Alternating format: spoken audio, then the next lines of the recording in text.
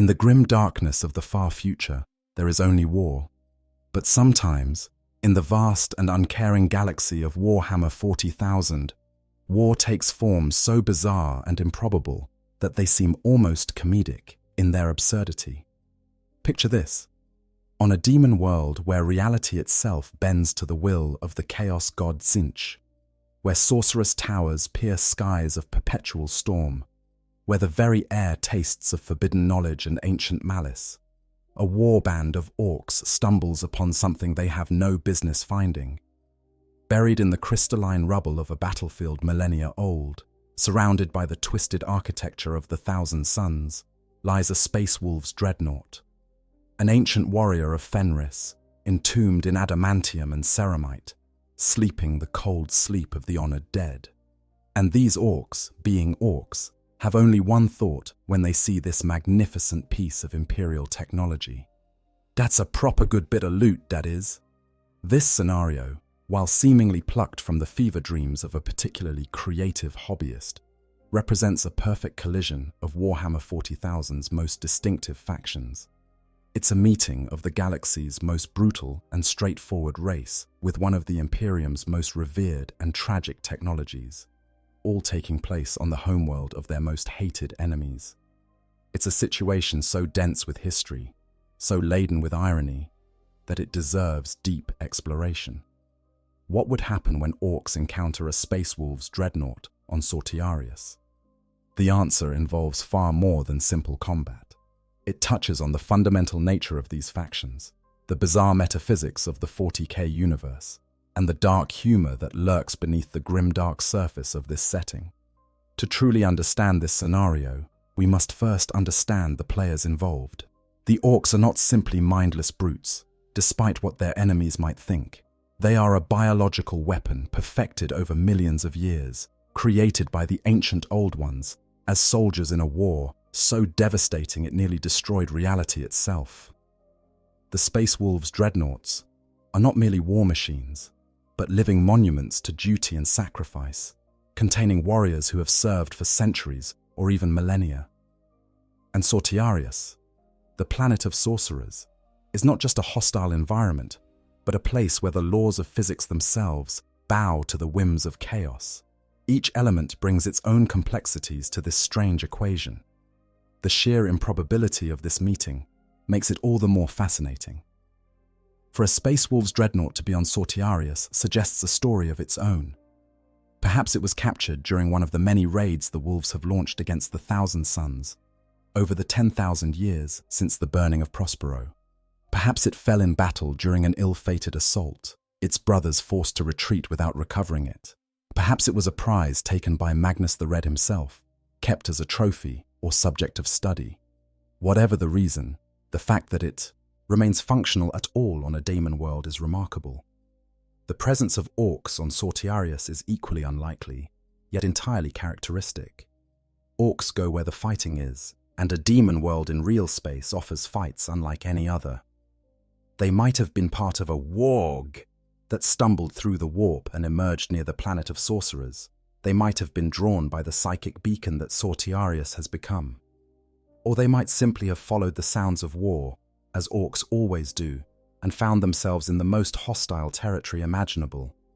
But before we can fully appreciate the chaos that would ensue from this meeting, we need to understand each faction in depth. We need to grasp what makes orcs tick, to comprehend the nature of the Dreadnought and its pilot, and to feel the weight of the hatred between the Space Wolves and Thousand Suns. Only then can we truly imagine the scene. Greenskins approaching a sleeping giant on a world of sorcery, their fingers already twitching with the urge to loot, their minds already racing with possibilities for what they might build from this magnificent scrap. Only then can we understand why this scenario is simultaneously horrifying, hilarious, and somehow perfectly fitting for the galaxy of Warhammer 40,000. So let us begin our journey into this strange corner of the 41st millennium. Let us explore what happens when the unstoppable enthusiasm of the orcs meets the immovable determination of a Space Wolves ancient, all under the baleful gaze of the Thousand Suns on their twisted homeworld.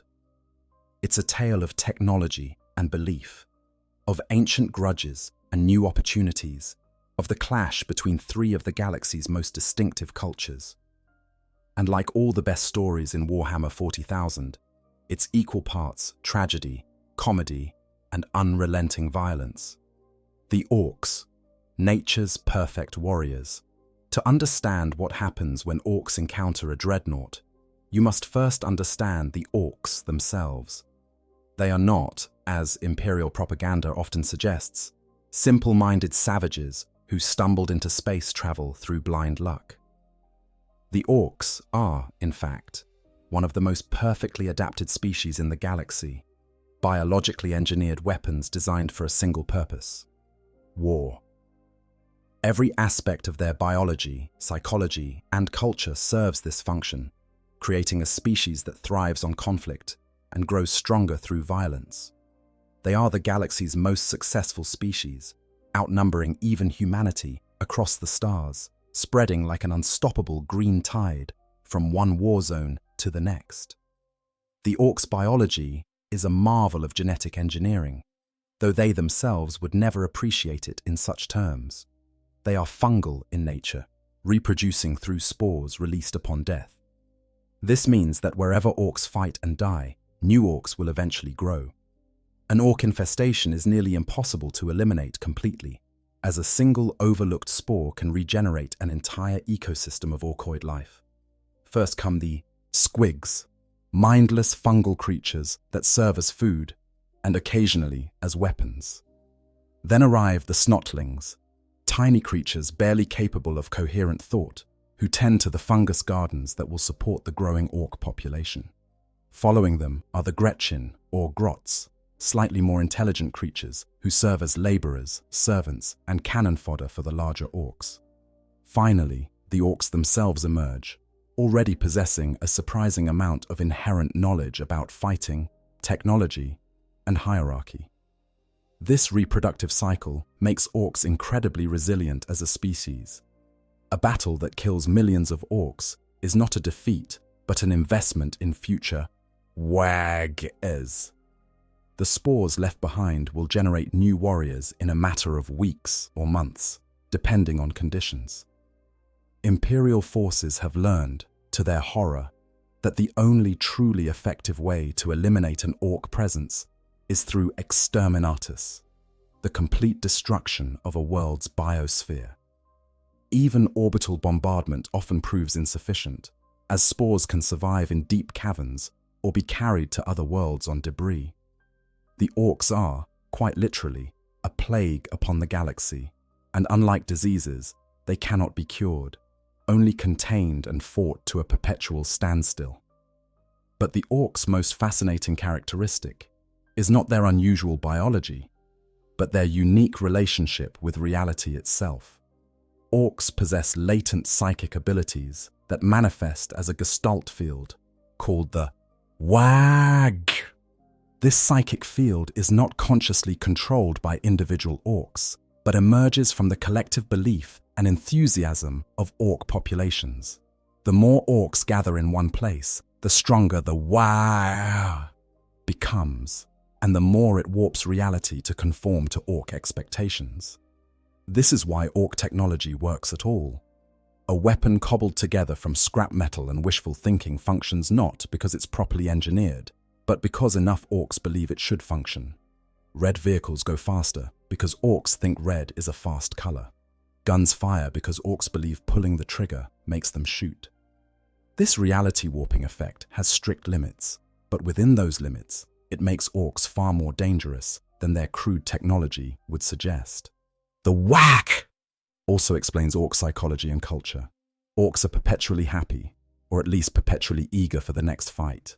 They don't experience despair or existential dread because these concepts are alien to their nature. An Ork exists to fight, and fighting is what makes them happy. Defeat doesn't demoralize them because there's always another fight ahead. Death doesn't frighten them because dying in battle is exactly what they were made for. This makes Orks terrifying opponents not because of any tactical brilliance, but because they simply don't care about survival the way other species do. An orc will charge into certain death, not out of bravery, but because charging looks like fun. Orc society is brutally simple in its structure. Might makes right. The biggest, strongest orc is in charge, and he stays in charge until someone bigger and stronger knocks his head off. This creates a constant cycle of violence even within orc society. But this violence is generally controlled and ritualized. Orcs don't engage in the kind of bitter, ideological civil wars that plague other species. An orc who challenges his boss does so because he thinks he can win, not because of any political ideology. If he wins, the other orcs accept his leadership immediately. If he loses, well, he probably doesn't survive to complain about it. This system creates a natural meritocracy where leadership is determined by demonstrated capability rather than heredity or politics. The largest social unit in orc society is the Warg itself, a massive migration of orcs united under a particularly powerful war boss. A Warg isn't just a military campaign, but a cultural phenomenon, a celebration of everything orky. Millions or even billions of orcs might join a Warg, bringing with them countless vehicles, war machines, and support creatures. A Warg in full swing is an unstoppable force that can conquer entire sectors before it eventually collapses from infighting or simply runs out of enemies to fight. The greatest Wargs are led by legendary war bosses like Gazkul Thraka, whose vision of ultimate war threatens the entire galaxy. Within the broader orc culture are various clans, each with their own traditions and specializations. The Goths favor close combat and black war paint. The Bad Moons are obsessed with wealth and flash, wielding the most expensive weapons their teeth can buy. The Evil Sons love speed, painting everything red and racing into battle on bikes and trucks. The Death Skulls are compulsive looters, who paint themselves blue for luck. The Snakebites are traditionalists, who distrust advanced technology and prefer close combat with choppy weapons. The Blood Axes, controversial among other orcs, actually learn tactics from human opponents and aren't above using camouflage or retreating when necessary. Each clan contributes its own flavor to orc culture, while remaining fundamentally orky in nature. But for our scenario, the most important orcs are the Mech Boys, the engineering caste that builds and maintains all orc technology. Mech Boys are a type of odd boy, orcs born with specialized genetic knowledge hard-coded into their DNA. While all orcs have some basic understanding of technology, Mech Boys are obsessed with it. From the moment they emerge from the ground, their heads are filled with visions of weapons and machines. They don't learn engineering in any traditional sense, but instead work on instinct, knowing without understanding how various components fit together. A Mech Boy can look at a pile of seemingly random scrap and immediately identify what each piece does and how it can be used. Mech Boys are essential to orc society because without them, the ramshackle technology that orcs depend on would quickly fall apart. A Mech Boy's work goes beyond simple mechanical repair. Through their connection to the Warg field, Mech Boys can instill belief in their creations, making other orcs confident that a particular weapon or vehicle will work. This confidence literally makes the device more likely to function properly. The best Mech Boys, known as Big Mechs, can create works of surprising sophistication. Their force fields can protect entire mobs of orcs. Their shooters can rival anything produced by other races. Their understanding of technology, though expressed through crude construction methods, sometimes exceeds what the Adeptus Mechanicus can achieve. Mech Boys also oversee the sacred orc tradition of looting.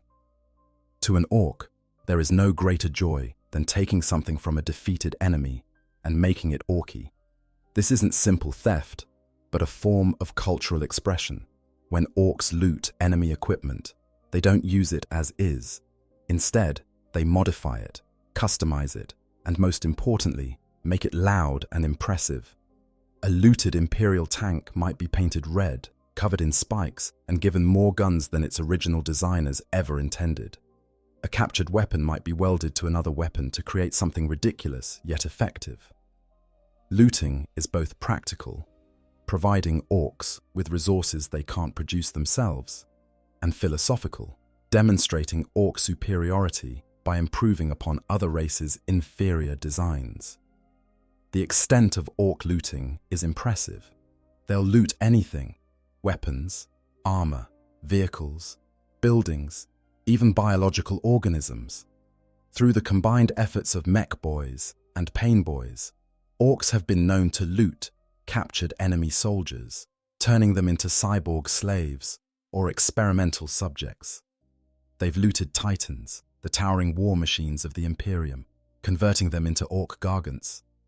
They've looted entire ships, transforming elegant spacecraft into ramshackle space hulks covered in guns and orc iconography. Given sufficient time and resources, there's essentially nothing an orc won't try to loot. This brings us to the critical question: what happens when orcs encounter a space marine dreadnought? The answer is obvious. To an orc mech boy, a dreadnought represents the ultimate looting opportunity. It's big, it's shooty, it's choppy, and it's clearly the work of someone who knew what they were doing. The fact that it contains a living space marine would be a bonus rather than a deterrent. To an orc, the challenge of looting something this impressive would be irresistible. And unlike other races who might approach such a find with caution or reverence, orcs would see it purely in terms of opportunity. That's not a sacred relic or a tomb for a fallen hero. That's the best pile of scrap they've ever seen, and they're going to make something proper orky out of it. Space wolves, dreadnoughts, walking tombs of legend. If orcs represent the triumph of simplicity and enthusiasm, dreadnoughts represent the opposite: complexity, tragedy, and the terrible weight of duty extended far beyond any reasonable limit. A dreadnought is not merely a weapon system or a walking tank. It is a sarcophagus, a life support system, and a prison, all in one. Within its armored shell lies the broken body of a space marine who was too valuable to let die, but too wounded to ever truly live again. These warriors are sustained in a strange half-life, awakened for battle, and then returned to sleep, potentially for centuries at a time. They are living relics, veterans of ages long past, repositories of wisdom and martial skill that their chapters cannot afford to lose. They are also, in many ways, cursed. The process of interring a space marine in a dreadnought is reserved for only the most grievously wounded warriors. When a battle brother suffers injuries so catastrophic that even the advanced medical technology of the Adeptus Astartes cannot fully repair them, a terrible choice must be made. If that warrior's service record is distinguished enough, if his knowledge and experience are deemed valuable enough, he may be offered entombment. This is presented as an honor, a chance to continue serving the Emperor, and the chapter when death would otherwise claim them. But the reality is far darker than the ceremony suggests. A space marine who accepts entombment trades his life for a kind of existence that barely deserves the name. The physical process is brutal.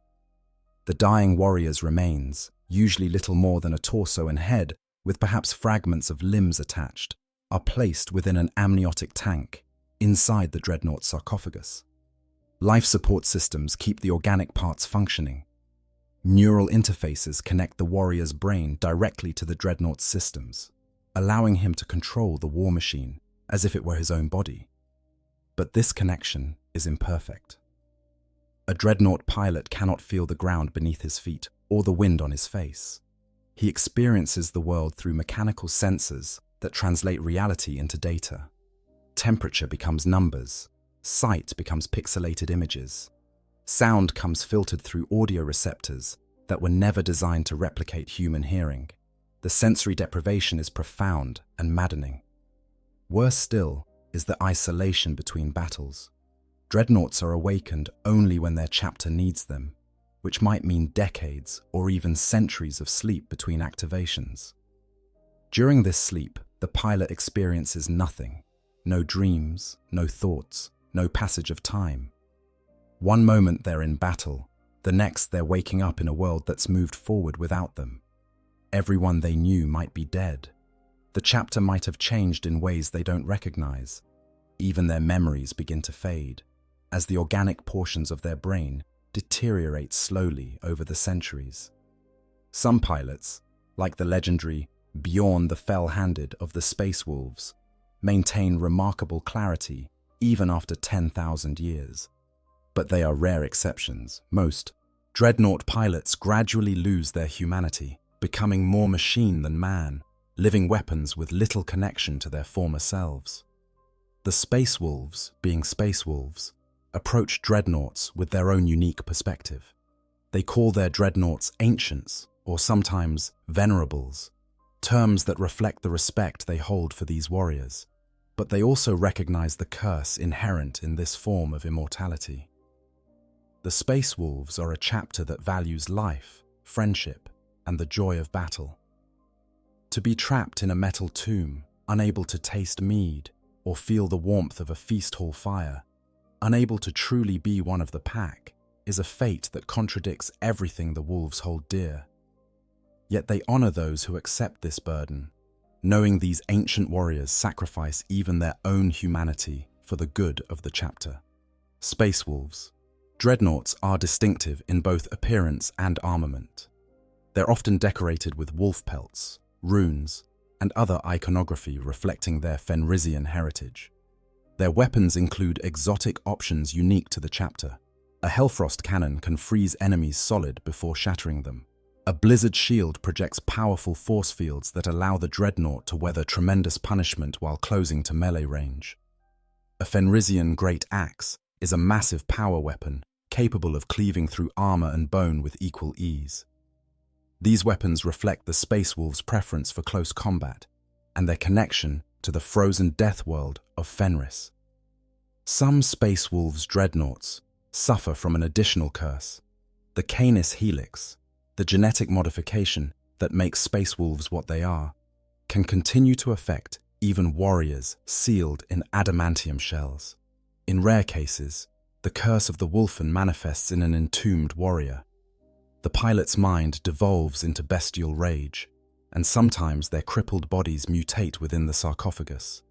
These Wolfen Dreadnoughts are bellicose even by Space Wolf standards, howling and snarling as they charge into battle.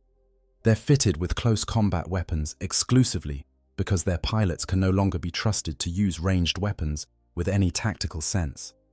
They exist only to maul and eviscerate enemies until either the foe is destroyed or the Dreadnought itself is disabled. The most extreme example of this curse is Murderfang, a Wolfen Dreadnought so consumed by rage that he cannot distinguish friend from foe. Murderfang is kept in stasis beneath the Fang, the Space Wolves' fortress monastery, and released only in the direst circumstances. Once unleashed, Murderfang claws and stamps until nothing lives in his vicinity. Then he must be frozen solid with Hellfrost technology before he turns on his own brothers. The identity of the warrior within Murderfang's sarcophagus has been lost, consumed entirely by the beast that now drives the war machine. He is a warning of what can happen when the curses of the Space Wolves meet the curse of Dreadnought. Interment. But most Space Wolves Dreadnoughts retain their minds and their honor. They are repositories of the chapter's oral traditions, keepers of sagas that would otherwise be forgotten. When they wake, they speak of battles fought before the current generation of Space Wolves were even born. They remember tactics that proved effective centuries ago. They know the enemies of the chapter intimately, having fought them across multiple lifetimes. This makes them invaluable, not just as weapons, but as advisors. A Wolf Lord facing a difficult tactical decision might consult an ancient, knowing that the venerable warrior has seen similar situations before. The relationship between Space Wolves and their Dreadnoughts is more personal than in many other chapters. The wolves don't simply revere their ancients from a distance. They gather around them to hear stories. They share sagas of recent battles. They treat the Dreadnoughts as much as brothers as their current limitations allow. When a Dreadnought speaks, even the Great Wolf listens. This is especially true of Bjorn the Fell-Handed, who actually served under Leman Russ himself and fought in the Horus Heresy. Bjorn is awakened only once per century, and when he wakes, all activity in the chapter stops. Every space wolf who can be present gathers to hear him speak about their Primarch and the glory days of the Legion. Bjorn is the last living link to their Gene Father, and his words carry the weight of 10,000 years of service. Now imagine one of these ancient warriors, a Space Wolf's Dreadnought with centuries or even millennia of combat experience, a keeper of sagas and slayer of the chapter's enemies, lying dormant on Sortiarius. How did he get there? The most likely explanation is that he fell in battle during one of the many conflicts between the Space Wolves and Thousand Suns. Perhaps during the siege of the Fenris system, when Magnus the Red brought his planet of sorcerers into real space and assaulted the home of his hated enemies, this dreadnought was cut off and captured. Perhaps he was taken as a trophy, a symbol of Magnus's victory over the wolves who had destroyed his beloved Prospero. Or perhaps his presence on Sortiarius represents something darker. The Thousand Suns are sorcerers and scholars obsessed with knowledge and power. A Space Wolf's dreadnought would be a fascinating subject for study. What secrets could be extracted from his memory banks? What weaknesses of the Space Wolves might be revealed through examination? A captured dreadnought might have been kept not as a trophy, but as a source of intelligence, subjected to psychic interrogation and mechanical dissection. The warrior within would have experienced this violation fully conscious, unable to escape, forced to endure whatever the sorcerers inflicted upon him. Whatever the reason for his presence, this dreadnought represents everything the Thousand Suns hate about the Space Wolves. He is a monument to brute force and simple faith, the antithesis of the sophisticated sorcery the Thousand Suns practice. He is a reminder of Prospero's burning, of the day when knowledge and enlightenment fell before barbarism and ignorance, or so the Thousand Suns would frame it. His mere existence on their world is an insult, and now the Orks have found him. Sortiarius, the planet of sorcerers. To appreciate the absurdity and danger of our scenario, we must understand the stage upon which this drama unfolds. Sortiarius, officially designated the planet of the sorcerers, is not merely a hostile world. It is a demon world, a planet where reality itself has been corrupted by the touch of chaos. Once hidden deep within the Eye of Terror, that great wound in reality where the warp bleeds into real space, Sortiarius was brought into the material universe through a ritual of tremendous power during the siege of the Fenris system. Its presence in real space fundamentally changed the Prospero system, creating what the Thousand Suns call the New Kingdom, a realm where psychers and sorcerers can live free from imperial persecution. But kingdom is a generous term for what is essentially a nightmare made manifest. Sortiarius orbits a star that constantly shifts through 9 different phases, each bringing with it changes to the world below. The planet itself is dark, rocky, and heavily volcanic. Lava plains stretch across much of its surface, broken by twisted spires of crystallized warp energy that thrust up from the ground like the claws of some buried beast. The skies are never clear, instead roiling with perpetual storms of multicolored lightning and warp energy. Low-hanging clouds the color of bruises cover the land, raining not water, but drops of pure psychic power that collect in rivers and seas of impossible composition. To look upon these waters too long is to invite madness, as they reflect not the sky above, but distant vistas from the warp itself. The geography of Sortiarius is unstable in ways that defy conventional physics. Mountains move, valleys appear and disappear. The ground itself sometimes ripples like water, responding to the emotional states of the powerful sorcerers who inhabit the world. Navigation is nearly impossible for outsiders, as landmarks cannot be trusted to remain where they were last observed. Only the Thousand Suns themselves, with their intimate understanding of the warp's currents and their world's peculiar nature, can traverse Sortiarius with any confidence. And even they sometimes lose their way.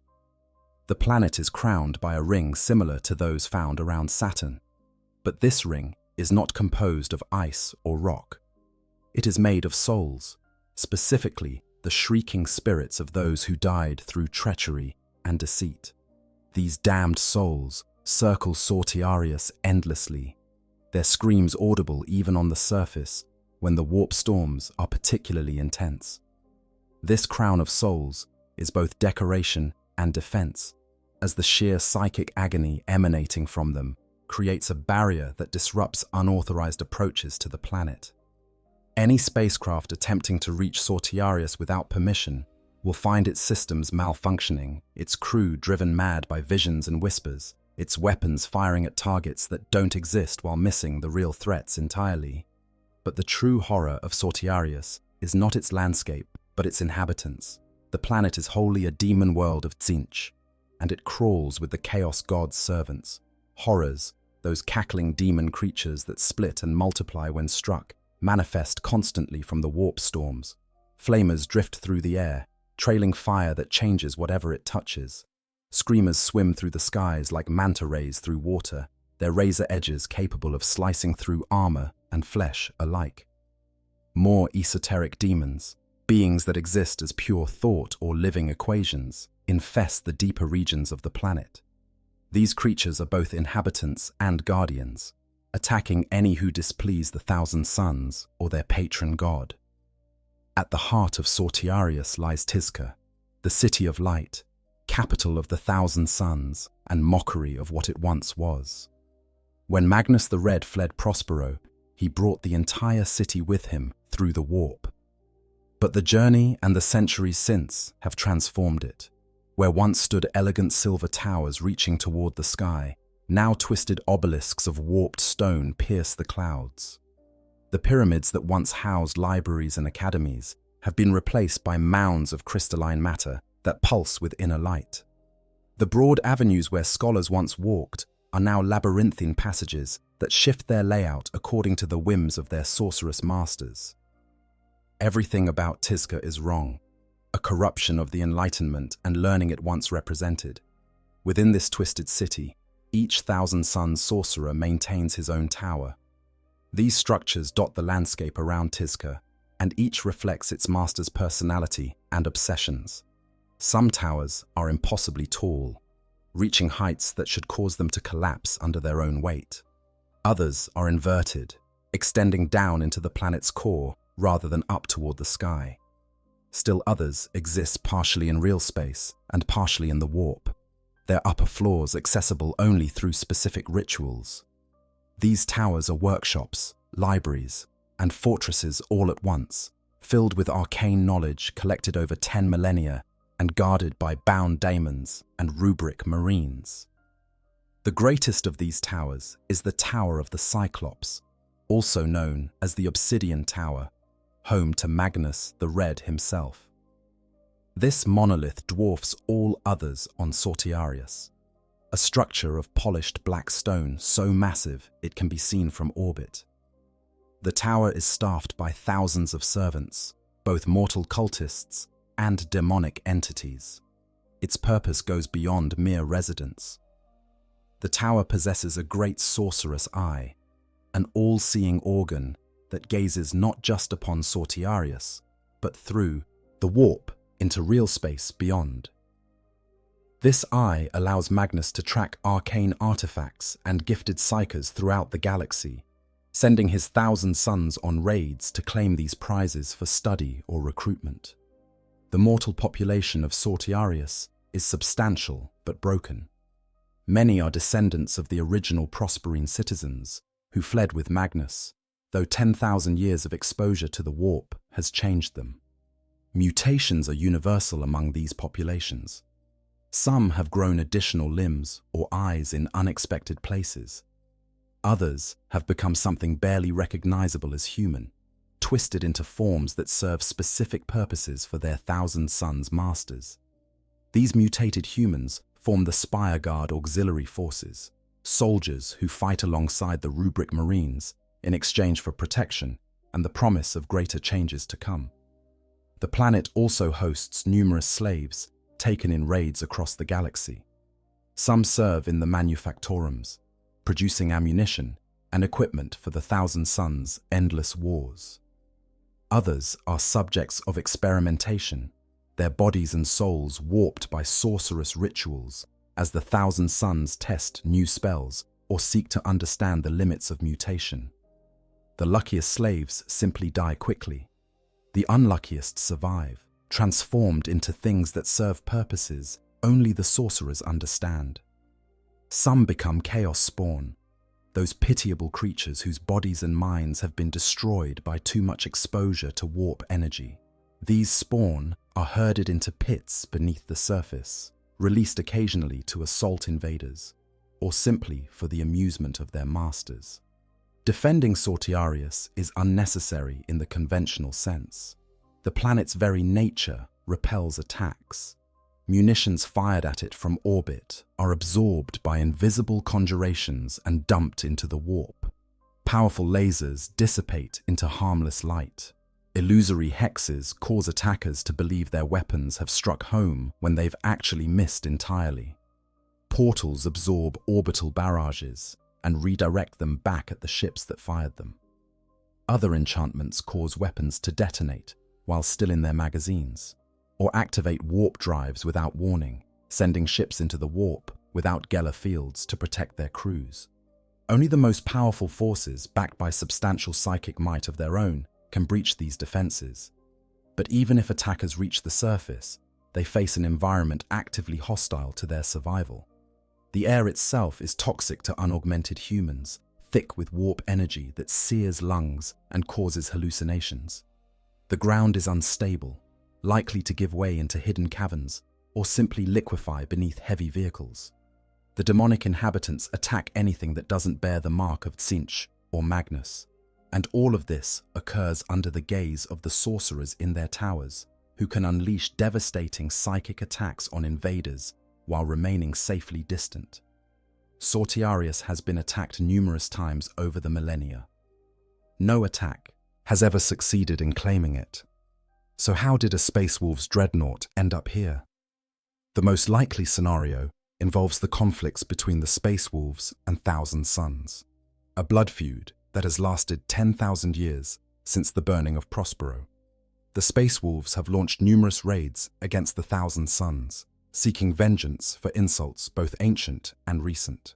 During one of these raids, a Space Wolves Dreadnought might have fallen in battle, too damaged to continue fighting, but still functional enough that the Thousand Suns decided to keep it. Or perhaps the Dreadnought was deliberately captured, taken as a prize to demonstrate the superiority of sorcery over brute force. Whatever the circumstances, this Dreadnought now lies on Sortiarius, an ancient warrior of Fenris surrounded by the architecture and sorcery of his chapter's most hated enemies. His sleep has been undisturbed for years, perhaps decades or even centuries.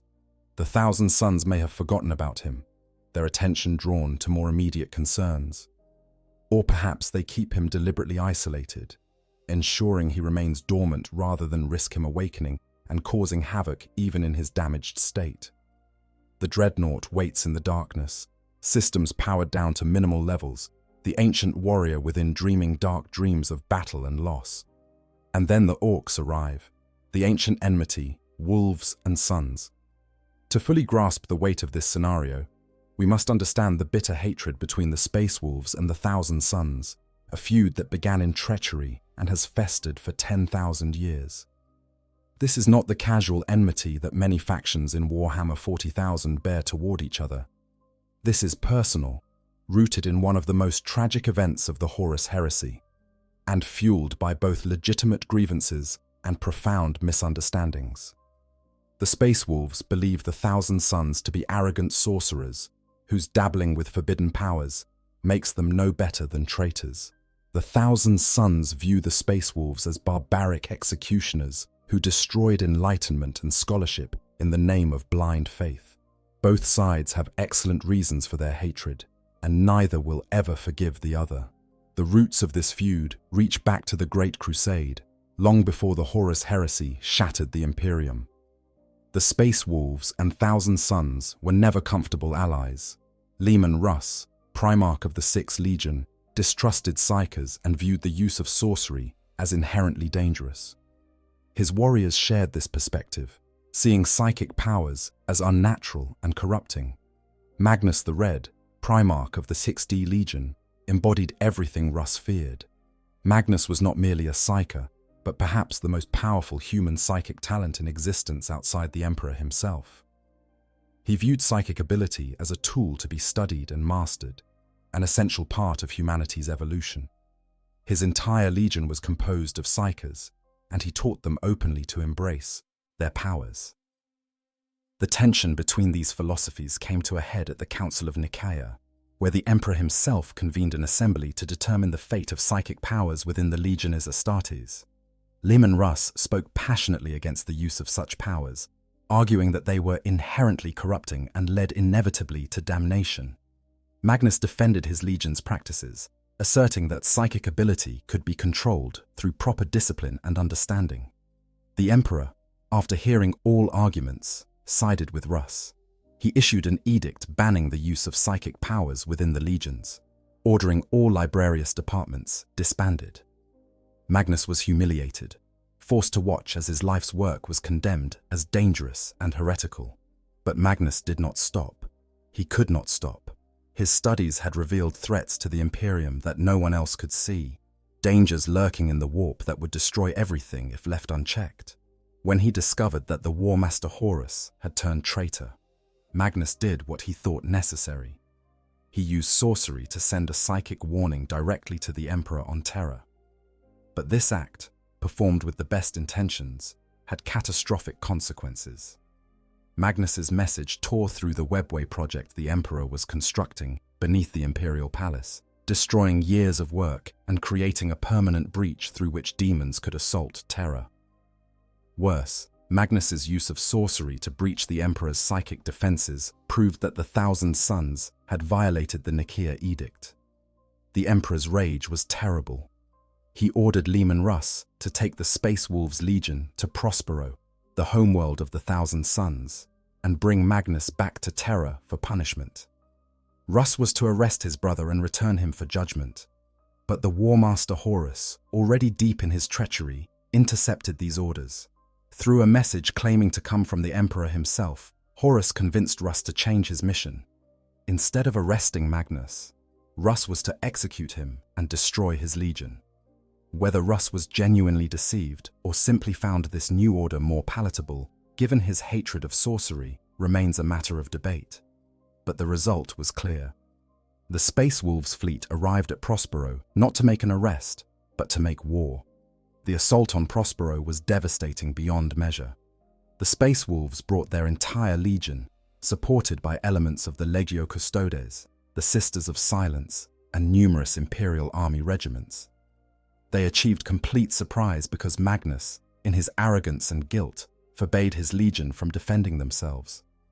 The Primarch had come to believe that the Emperor's punishment was just, that he deserved destruction for his hubris in breaching the webway. He imposed a psychic blackout over Prospero, preventing his sons from learning of the approaching threat until it was too late. When the assault began, Magnus ordered his warriors not to resist, intending to accept martyrdom for his mistakes. But the Thousand Sons would not accept this fate. As the Space Wolves fleet commenced orbital bombardment, as the skies turned to fire and the ground itself was torn apart by weapons designed to scour worlds clean of life, the Thousand Sons chose to fight. They activated the psychic shields protecting their capital city of Tizkar. They rallied the Spire Guard, their human auxiliaries, to resist the invaders. They marshaled their sorcerous powers and prepared to sell their lives dearly.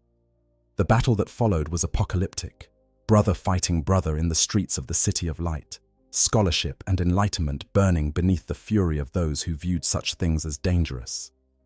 The Space Wolves attacked with their characteristic ferocity, their grey-armoured warriors charging through Tizkar's streets with bolt and blade.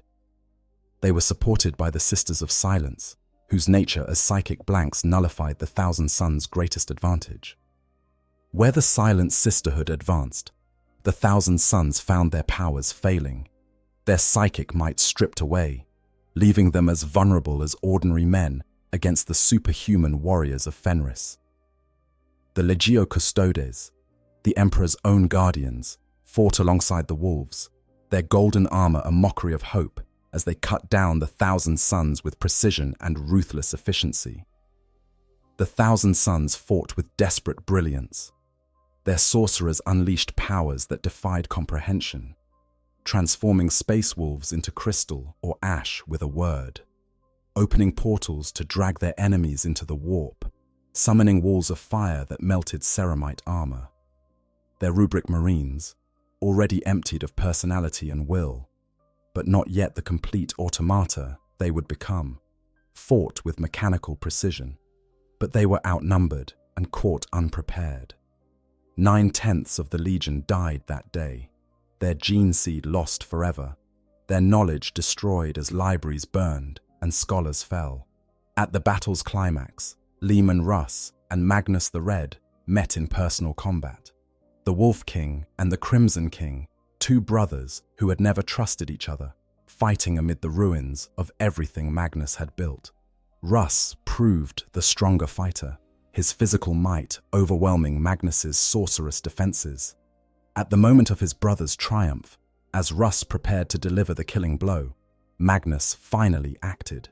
He spoke a single word of power and vanished, taking with him the surviving remnants of his legion and the entire city of Tizca, transporting them through the warp to a new home. The Thousand Sons escaped annihilation, but at the cost of everything they had been. They were broken, scattered, and homeless.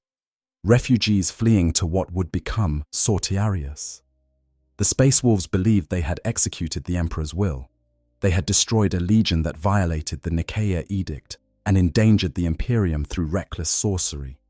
That Horus had manipulated them, that they had destroyed a loyal legion that was trying to warn of Horus's treachery.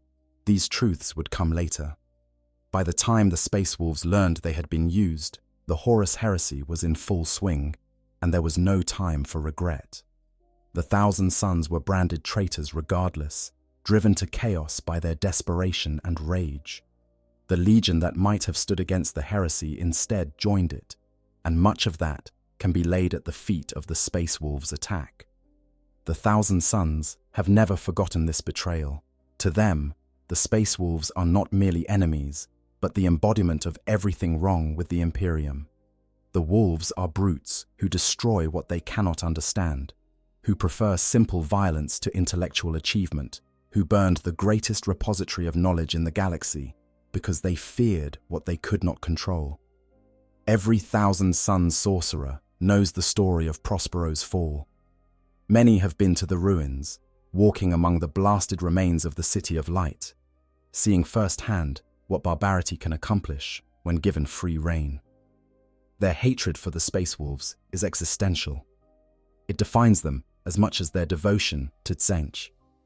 The Space Wolves, for their part, view the Thousand Sons as vindication of everything they feared about sorcery. The Thousand Sons didn't just turn traitor, they became the slaves of a chaos god, their souls damned by the very powers they claimed to control.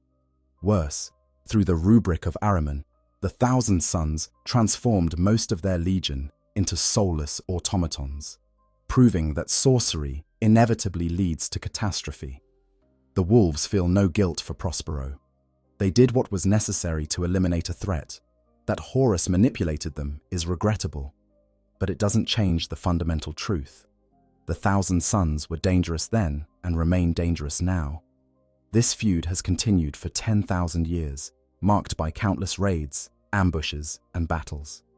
The Thousand Sons have attacked Fenris multiple times, including the disastrous siege of the Fenris system, when Magnus brought Sortiarius itself into real space to assault his enemy's homeworld.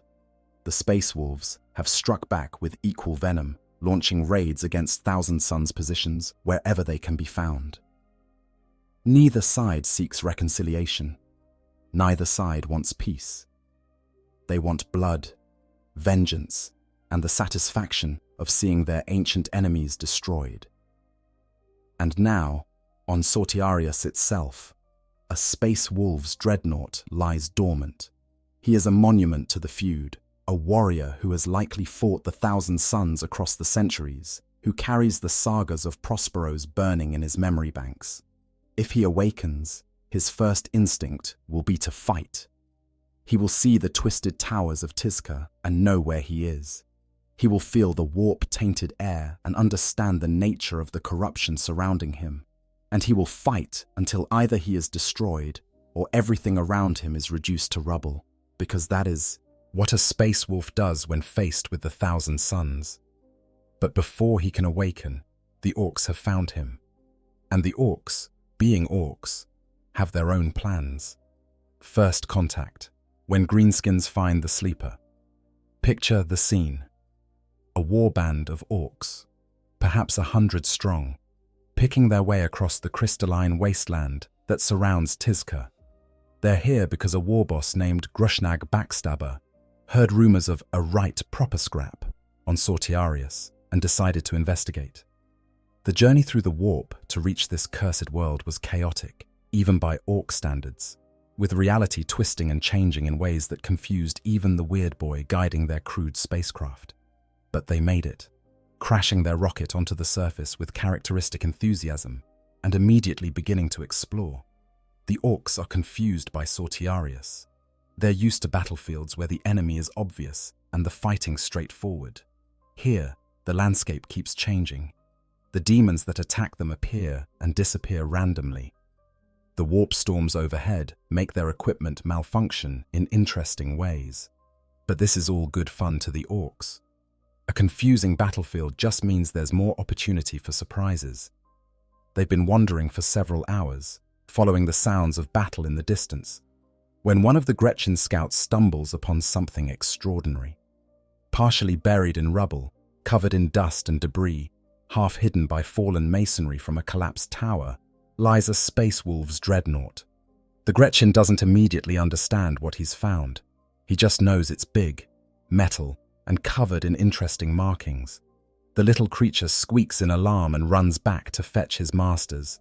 Within minutes, a mob of Orks has gathered around the discovery, staring at it with a mixture of confusion and avarice.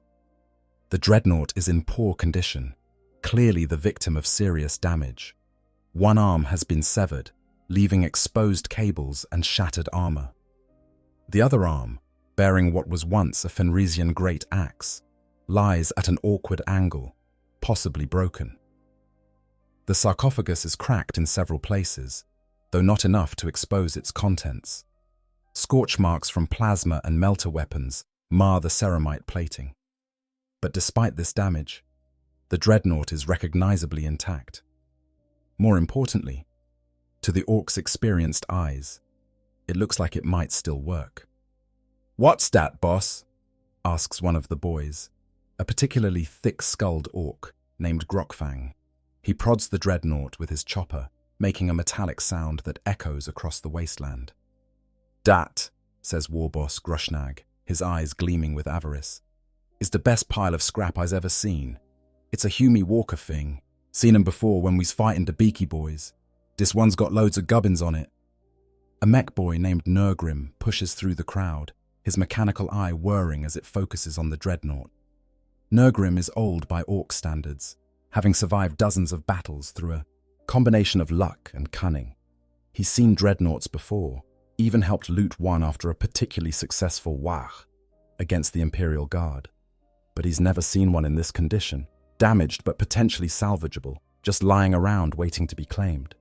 "That's a Beaky boy walker, that is," Nergrim confirms, running his hands over the ceramite plating. "Big metal box with a Hume inside. They fight good when day's working. This one's all busted up, but maybe we can fix it. Make it proper Orky." The Orks exchange glances. The idea of looting a Space Marine Dreadnought and converting it for their own use is incredibly appealing. This isn't just another weapon or vehicle. This is a piece of legendary Imperial technology, something the Space Marines themselves revere as sacred. To take it, modify it, and use it against the Imperium would be the ultimate expression of Ork superiority. "Can we wake it up?" asks Warboss Grushnag. "I want to see what's inside." Nergrim considers this. He knows that Dreadnoughts contain living Space Marines, warriors kept alive through technology beyond even a mech boy's understanding. The idea of encountering a conscious space marine while stranded on a demon world should probably be concerning. But Nurgrim is an orc, and orcs don't really do concern. Instead, he's curious. What would happen if they tried to activate the Dreadnought? Would the space marine inside attack them? That would certainly make things more interesting.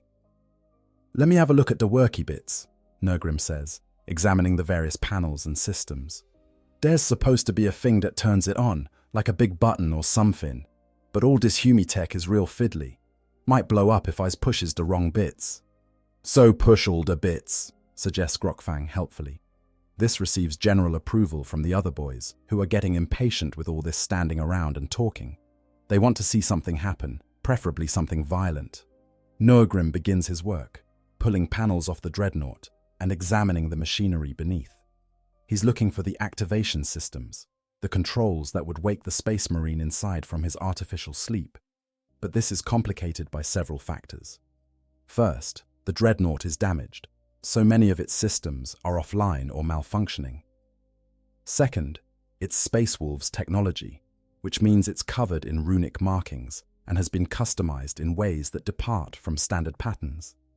Third, and perhaps most importantly, Nurgrim is an orc, and his understanding of technology is based on instinct rather than technical knowledge.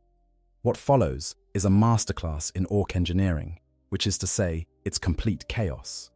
Nurgrim starts pulling cables and reconnecting them to different ports, reasoning that if he hooks up enough things, eventually something will work. He bypasses damaged circuits by soldering new connections directly onto functioning ones. He strips parts from the Dreadnoughts, weapon systems to provide power to other sections.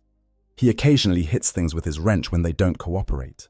Other orcs offer helpful suggestions like, "Try that sparkly bit," and "I reckon if yous bash it hard enough it'll work." The Dreadnought begins to show signs of life. Lights flicker on the status panels. A deep humming emanates from its power core. Hydraulics hiss as pressure builds in the limbs. The gathered orcs take a collective step back, unsure whether to be excited or cautious. Even they recognize that they might have made a mistake.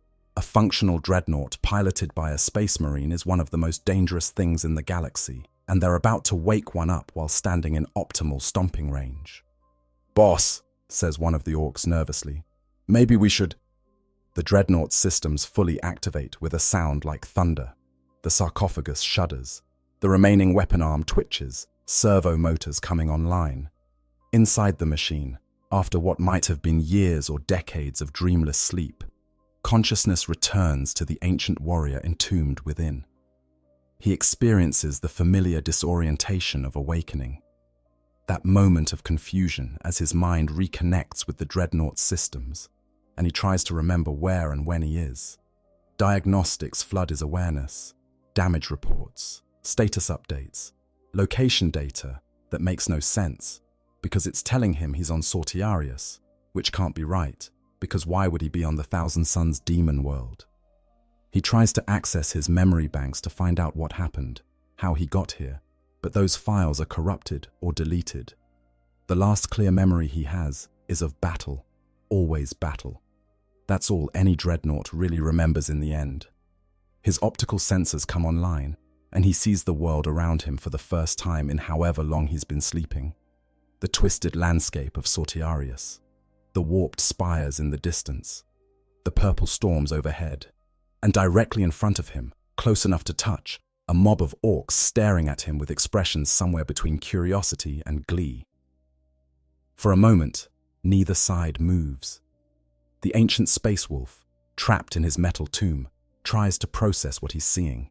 His mind, shaped by centuries of warfare and the conditioning of the space marines, immediately identifies the orcs as enemies. But he's confused. He's on Sortiarius, surrounded by evidence of chaos corruption, and there are orcs here. How does that make sense?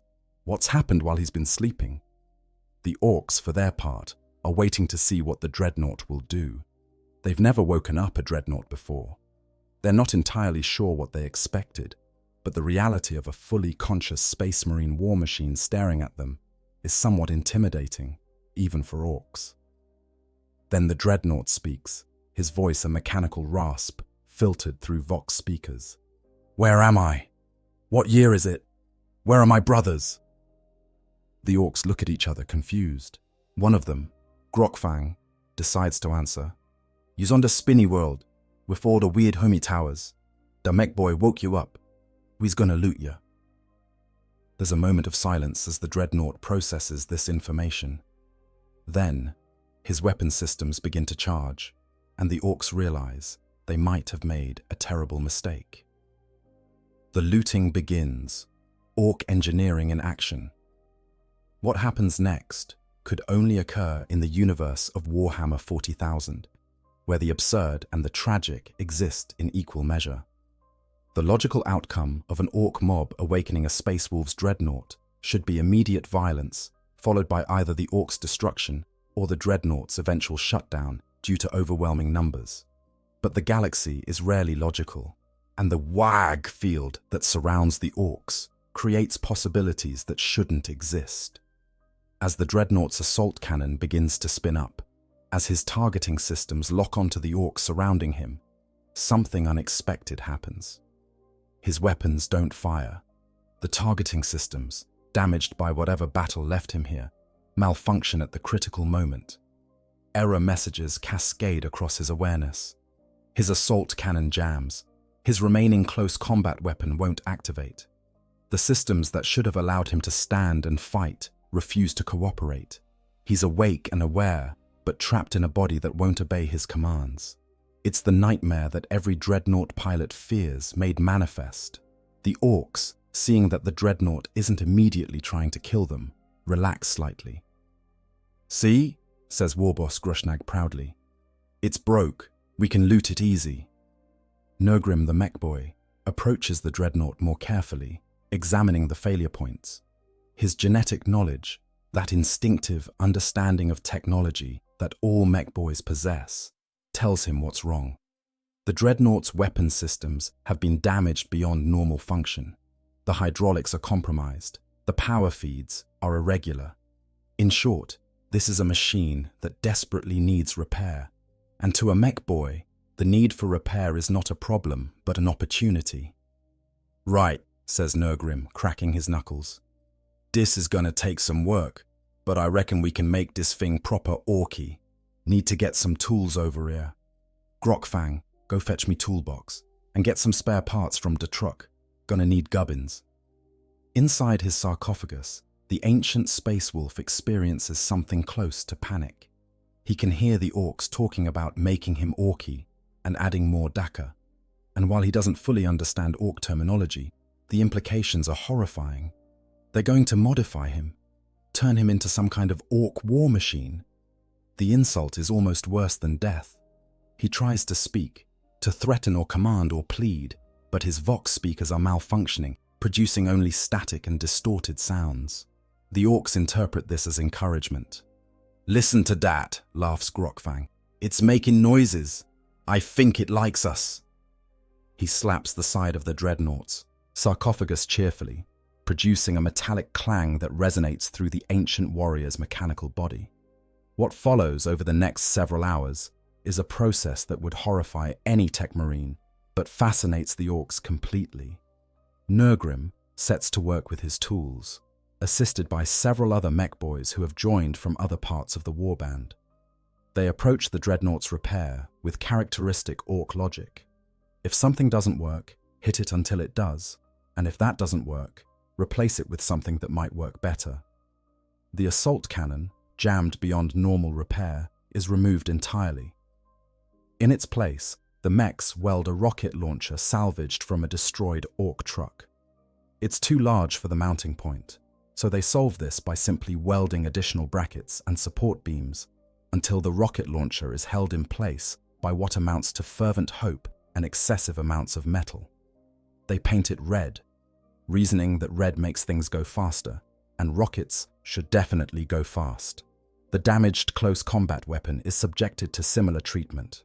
The Fenrisian Great Axe, beautifully crafted and adorned with runes that honor the Space Wolf's heritage, is cut away and replaced with a massive power claw, looted from a previous battle. The power claw is far cruder than the axe it replaces, essentially a giant mechanical claw that can crush anything it grabs. But it's undeniably effective, and the mechs are proud of their work as they wire it into the Dreadnought's control systems. The armor plating receives special attention. Orks believe that certain colors confer specific benefits, and they want this Dreadnought to be as orky as possible. They paint much of it red for speed. They add yellow stripes because yellow is lucky. They bolt on additional armor plates, scavenged from various sources, creating a patchwork appearance that would make any Space Wolf's Iron Priest weep. They weld spikes onto every available surface because spikes are intimidating. They add additional exhaust to the power pack because they like the way flames shoot out of exhausts. By the time they're finished, the Dreadnought looks like it's been through a collision with a scrapyard, which isn't far from the truth. Throughout all of this, the Space Wolf inside can only experience growing horror. He can feel every modification, every indignity inflicted upon the sacred machine that has been his body for however many centuries. The removal of his weapons feels like amputation. The replacement systems being welded on create sensations that don't match what his brain expects. When they paint him, he experiences it as a kind of violation, a desecration of everything he represents. He wants to rage, to fight, to make the Orks pay for this insult, but he can't. He's trapped, helpless, forced to endure as they transform him into a mockery of what he was. But something strange happens as the Orks work. The wag field that surrounds them, that psychic gestalt that makes Ork technology function despite all logic, begins to affect the Dreadnought. The crude modifications shouldn't work. A rocket launcher designed for a truck shouldn't be compatible with Dreadnought control systems. A random power claw shouldn't be able to interface with neural connections designed for a completely different weapon. But the Orks believe these modifications will work. And because enough Orks believe it strongly enough, reality begins to bend. The Dreadnought systems stabilize. The error messages that have been flooding his awareness begin to clear. He finds he can move his arms again, though the movements feel wrong, the feedback strange and alien. His targeting systems recalibrate, accepting the new weapons despite their incompatibility. The hydraulics that were failing begin to function properly, pressurized and reinforced by the Orks' modifications. Against all reason, against all laws of technology and physics, the Dreadnought is becoming functional again. Not as he was, but as something new, something impossible, something orky. Nergrim steps back to admire his work. "That's proper brilliant, that is," he says proudly. "Look at them spikes, look at that paint. This thing's gonna fight real good now." Warboss Grushnag nods approvingly. "Right, so how do we make it fight for us? Can we tell it what to do?" This is the question that none of the Orks have really considered. They've successfully repaired and modified the Dreadnought, making it more orky in the process. But the conscious Space Marine inside isn't going to simply obey their commands. He's still loyal to the Emperor, still bound by oaths taken centuries ago, still filled with hatred for the Xenos who have defiled his form. The Orks have created a weapon, but it's a weapon that wants nothing more than to turn on its creators. Nergrim ponders this problem. In theory, he could try to access the Dreadnought's control systems directly, overriding the pilot's input and commanding the war machine remotely. But that's complicated and might not work. Another option would be to simply keep the pilot contained, using the Dreadnought as a remote-controlled weapon. But that feels wasteful. There's a perfectly functional Space Marine in there, with all the combat knowledge and experience that implies. It seems a shame not to use that. Then Nergrim has what he considers a brilliant idea.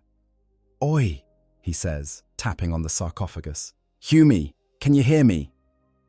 Inside his tomb, the Space Wolf seriously considers not responding.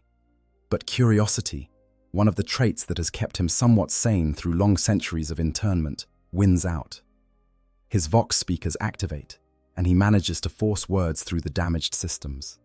"I hear you, Xenos. Release me so that I may kill you properly." "Nah," says Nergrim cheerfully.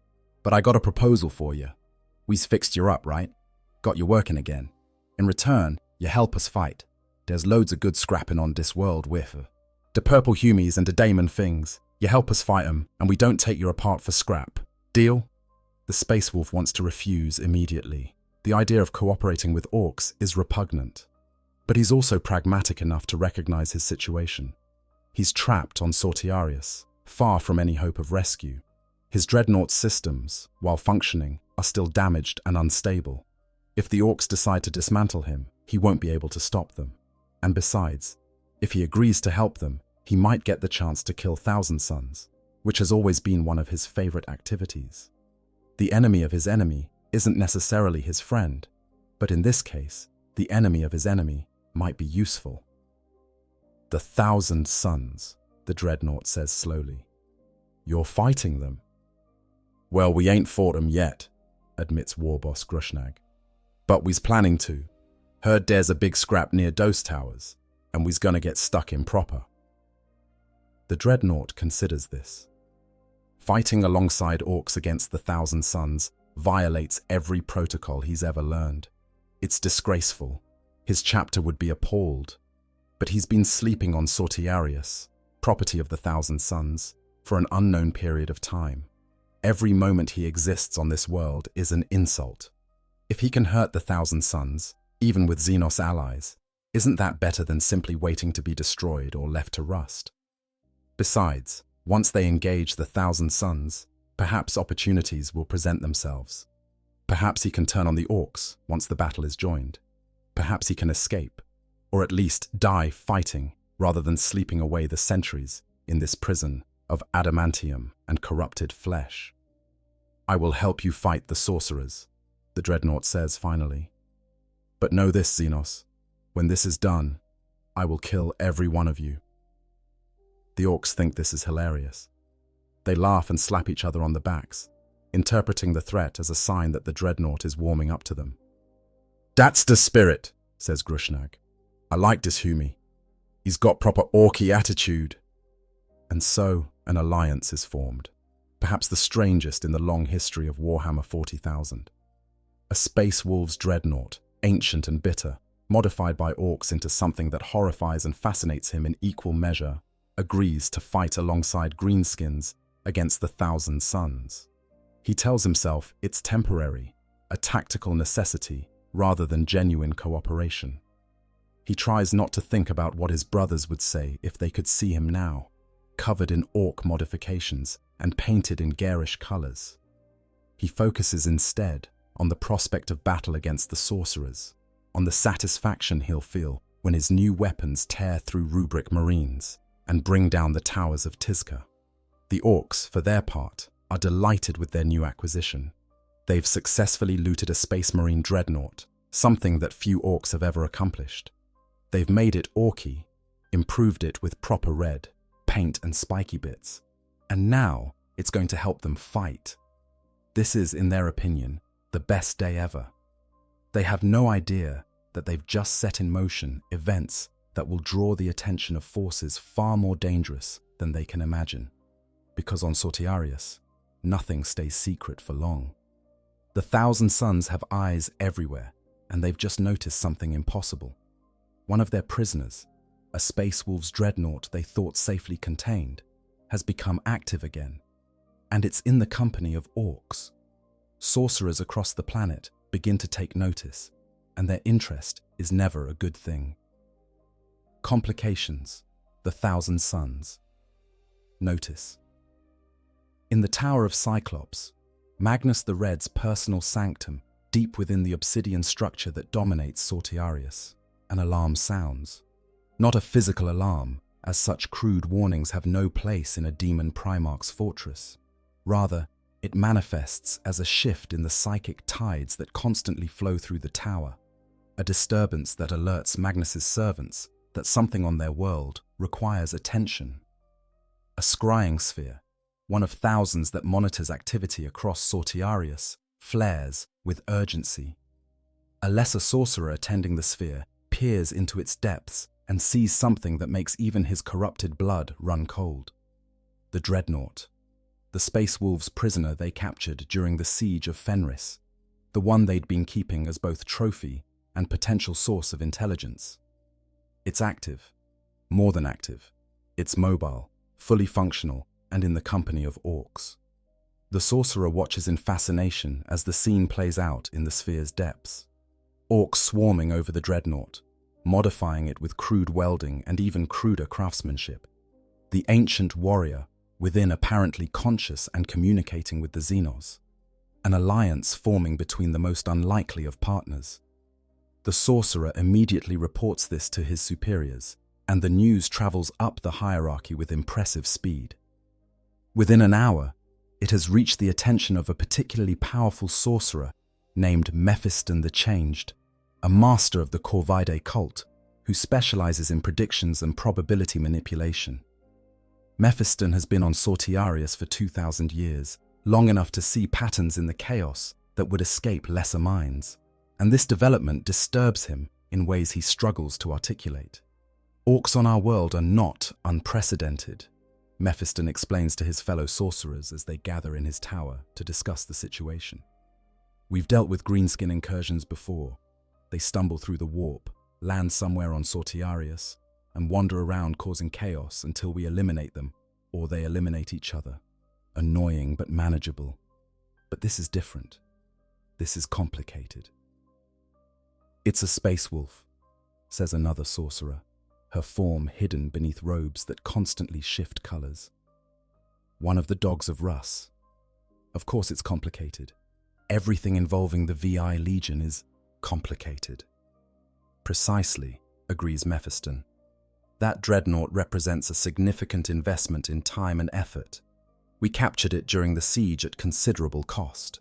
Magnus himself ordered it preserved, believing the ancient warrior inside might provide valuable intelligence about the Space Wolves' current disposition. Now it's free, armed, and apparently cooperating with Orks. This creates several problems.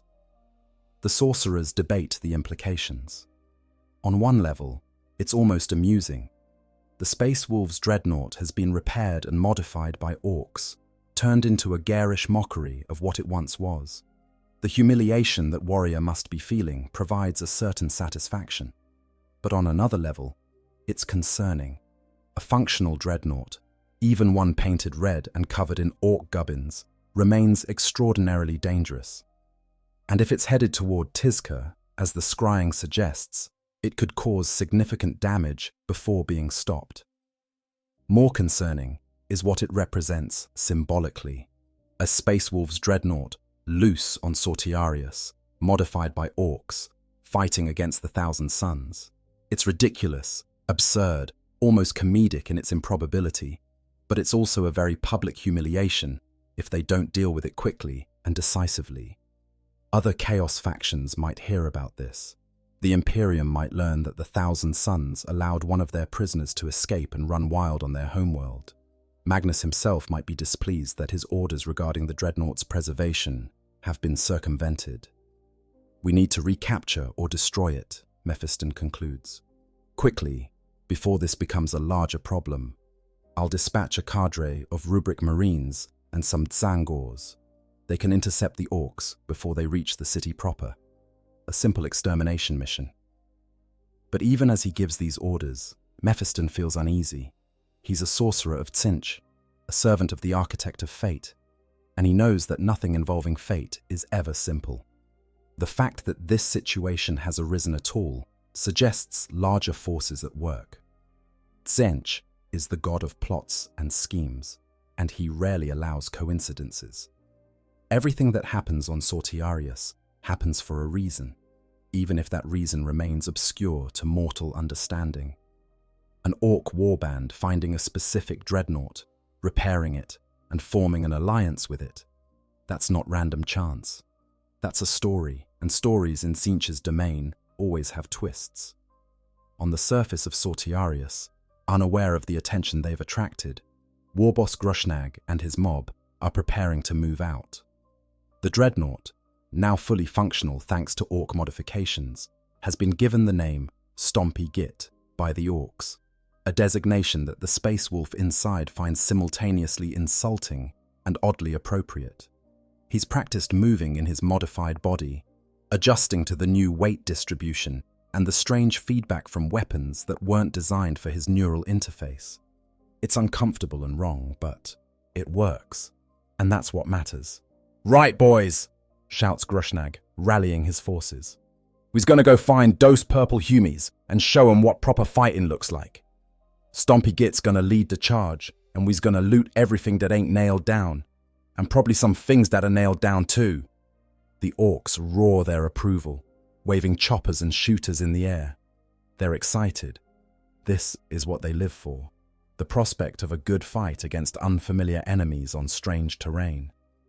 That the enemies are sorcerers wielding reality-warping powers doesn't concern them. That they're outnumbered and outgunned is actually a bonus, as it means the fight will last longer. That they're being led by a captive space marine who's openly stated his intention to kill them doesn't even register as a problem. Orks are optimists by nature, and right now, they're optimistic about the amount of violence they're about to commit. The Dreadnought, now called Stompy Git, despite his protests, takes point as they march toward the distant spires of Tizca. His sensors pick up numerous contacts ahead, tracking movement through the twisted landscape. Some of the contacts are clearly demonic, the unnatural energy signatures giving them away even at a distance. Others are more ambiguous, possibly the rubric marines he's been warned about, possibly something worse.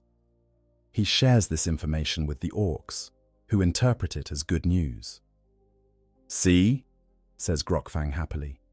"Loads of enemies. This is gonna be brilliant." They've been marching for perhaps an hour when the ambush occurs. The ground ahead of them erupts, and a warband of Tzangors emerges from hidden positions. These beastmen, mutated followers of Tzeentch, are armed with crude weapons but possess surprising tactical acumen. They've positioned themselves perfectly to catch the Orks in a crossfire, with flamers ready to sweep across the mob and heavy weapons trained on the Dreadnought. Leading them is a rubric marine, one of those soulless automatons that were once the Thousand Suns' rank and file, now little more than animated armor, powered by trapped souls. The Tzangors open fire immediately, their weapons spitting fire and strange warp-tinged projectiles. Orks fall, their bodies torn apart by firepower that shouldn't be this effective but somehow is. The mob scatters, seeking cover among the crystalline outcroppings. Warboss Grushnag roars orders, trying to organize a counterattack. But the Tzangors have the advantage of position and surprise. This is where the Dreadnought proves his worth. Despite his modifications, despite the indignity of his situation, he remains what he's always been. A space marine, a warrior of the Emperor, a veteran of countless battles. His targeting systems lock onto the rubric marine directing the Tzangors. His jury-rigged rocket launcher activates, and despite being welded on by Orks who barely understood what they were doing, it fires perfectly. The rocket streaks across the battlefield and impacts the rubric marine directly, the explosion scattering the animated armor in all directions. The Tzangors falter without their leader. The Orks, seeing their opening, charge. What follows is brutal and chaotic, exactly the kind of fight Orks excel at. They crash into the Tzangors with choppers swinging, their natural size and strength advantage proving decisive in close combat. The Dreadnought wades into the melee, his power claw crushing beastmen with mechanical efficiency. When more Tzangors arrive, attempting to flank the Orks, he turns his attention to them, his rocket launcher speaking again and again. The battle is over in minutes. The Tzangors are dead or fled, their ambush turned into a rout.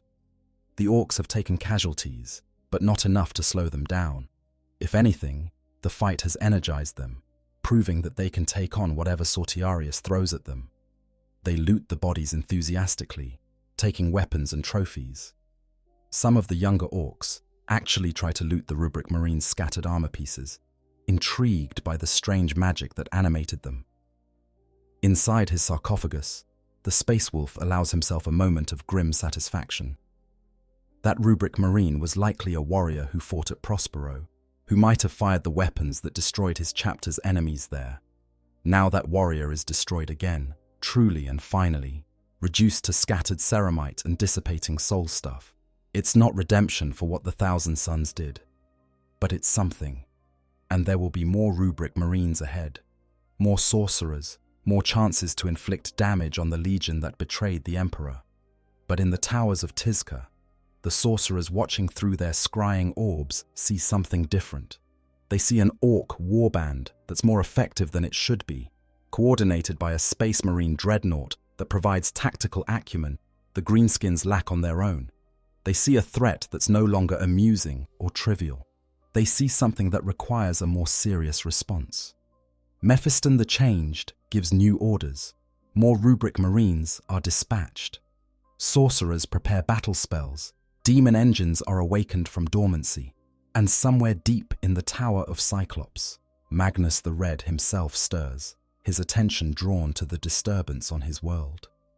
The Crimson King has no love for either orcs or space wolves, but he has even less tolerance for chaos on Sortiarius. If this alliance of convenience isn't stopped soon, it might actually become a genuine problem. The stage is set for a battle that makes no sense in any rational universe, but perfect sense in Warhammer 40,000. Orcs and a Space Wolves Dreadnought against the Thousand Sons on their own demon world. Three factions who hate each other, brought together by circumstance and fate. And somewhere, perhaps in the warp itself, Tzench watches and laughs, because this is exactly the kind of chaotic absurdity he loves. The philosophical implications before we continue with the narrative of this bizarre conflict. It's worth stepping back to consider what this scenario reveals about the universe of Warhammer 40,000 and the factions involved. On the surface, it's a tale of combat and unlikely alliances, of orcs looting a dreadnought and fighting chaos space marines. But dig deeper, and you find fascinating questions about identity, purpose, and the nature of reality in the 41st millennium. This scenario forces us to confront truths about each faction that are usually left implicit. Consider the Space Wolf Dreadnought. He's spent centuries serving the Emperor, fighting the enemies of mankind, embodying everything the Imperium claims to value. But now he's trapped on a demon world, modified by orcs, fighting alongside Xenos he should be killing. His brothers would view this as heresy of the worst kind. Cooperation with aliens is forbidden, and cooperation with orcs particularly so given their fundamental nature as enemies of all other life. Yet, from his perspective, he's doing what he's always done, fighting the Thousand Sons. The fact that he has orc allies doesn't change his mission. Does this make him a heretic, or does it make him a pragmatist? The question touches on the fundamental rigidity of imperial doctrine versus the reality of survival in an uncaring galaxy. The Imperium teaches that all Xenos must be destroyed, that there can be no negotiation or cooperation with alien species. But this is the same Imperium that routinely makes deals with worse things than orcs.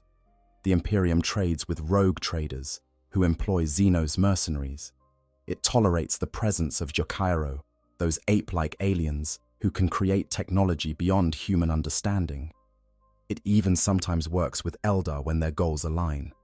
The absolute prohibition against Xenos cooperation is propaganda, a useful fiction to maintain human supremacy, while the reality is far more nuanced. Our Dreadnought, ancient and experienced, surely knows this. He's seen the Imperium's compromises over the centuries.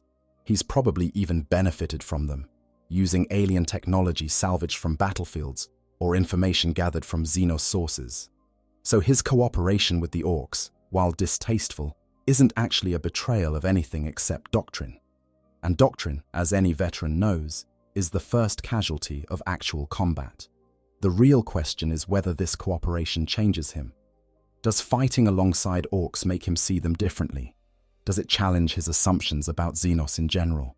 Or does it simply reinforce his contempt, demonstrating that even when forced to work together, Orks remain the crude brutes he always thought they were? Now consider the Orks. They've done something that should be impossible. They've successfully looted a Space Marine Dreadnought and made it functional. More than functional, actually. The modifications they've made, crude and absurd as they are, have somehow improved the Dreadnought's performance. The rocket launcher fires more reliably than the original assault cannon.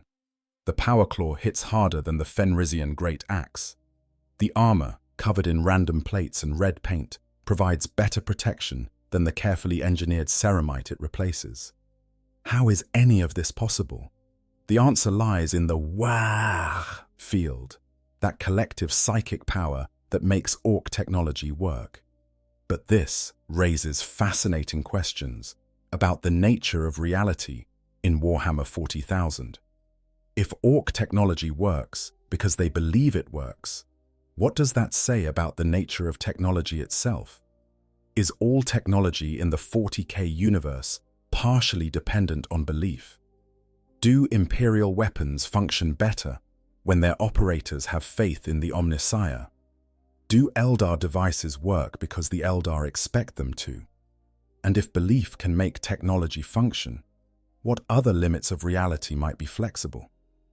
The Dreadnought itself has become a philosophical question. Is it still a Space Marine vehicle, or has it been transformed into Ork technology? The answer appears to be both. It retains its fundamental nature as a war machine designed to house a Space Marine, but the Ork modifications have layered their own reality-warping belief onto it. The result is a hybrid, something that exists in a space between Imperial and Ork technology. It shouldn't work. By all logic, the incompatible systems should fail catastrophically. But they don't, because the Orks believe they shouldn't, and belief is a powerful force in this universe. This brings us to the Thousand Sons and what this scenario reveals about them. They're sorcerers, masters of the warp, beings who bend reality to their will through knowledge and psychic might. Yet they've lost control of a prisoner and allowed Orks to establish a foothold on their homeworld. This shouldn't be possible. Sortiarius is a demon world, defended by sorcery and demonic creatures, hostile to all life that doesn't serve Tzeentch. How did the Orks even survive long enough to find the Dreadnought, let alone repair it? The answer suggests that for all their power and knowledge, the Thousand Sons have a blind spot when it comes to Orks. They understand sorcery and psychic powers.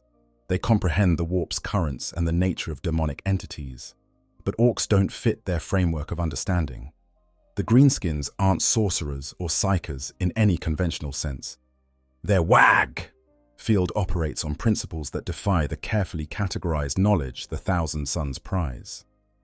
To a Thousand Sons sorcerer, accustomed to precise rituals and calculated risks, the chaotic effectiveness of Ork technology is incomprehensible. It shouldn't work, but does, and that violation of their worldview makes it hard for them to effectively counter. There's also the question of fate and Tzeentch's role in all this. The Thousand Sons serve the god of change and schemes, a deity who delights in unlikely events and unexpected outcomes. Did Tzeentch arrange for the Orks to find the Dreadnought? Did he guide them to Sortiarius specifically to create this situation? If so, why? What does the Architect of Fate gain from an Ork-Dreadnought alliance fighting his own servants? The answer might be that Tzeentch doesn't think in terms of winning or losing individual battles. He thinks in terms of creating interesting situations that spawn more complications and more changes. The Orks fighting the Thousand Sons is entertaining but straightforward. A Space Wolves Dreadnought joining the Orks to fight the Thousand Sons is complicated, creating ripples of consequence that will spread far beyond Sortiarius. The Space Wolves will eventually learn what happened to their ancient brother.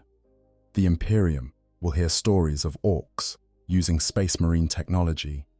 The Thousand Sons will be humiliated by this incident, spurring them to actions they might not otherwise take. From Tzeentch's perspective, the chaos generated by this scenario is far more valuable than any tactical outcome. This scenario also highlights the tragedy inherent in the Dreadnought's existence. He's been fighting for centuries, maybe millennia. He's survived wounds that would kill any normal Space Marine. He's been rewarded with eternal service, the so-called honor of interment. And where has it brought him? To a demon world, modified by orcs, fighting the same enemies he's fought for longer than most species exist. There's no end to his service, no rest, no peace. Just an endless cycle of awakening, fighting and sleeping, each time waking to find more of his humanity eroded, more of his memories lost, more of the galaxy changed in ways he doesn't recognize. And yet he continues, because that's what Space Marines do. They serve, they fight, they endure. Even when it makes no sense, even when their situation is absurd, even when they've been turned into orc-modified mockeries of what they once were. The duty remains, the mission continues. For the Space Wolf inside that modified Dreadnought, this is just another battle in an endless war. The fact that his allies are Xenos and his enemies are sorcerers who were once brothers doesn't change the fundamental reality. He is a weapon of the Emperor, and weapons exist to be used. For the Orks, this is just another excellent day. They found some great loot, fixed it up proper, and now they're getting into scraps with powerful enemies. This is literally everything they live for distilled into its purest form. The philosophical implications don't interest them because orcs don't really do philosophy. They do fighting, and right now the fighting is good.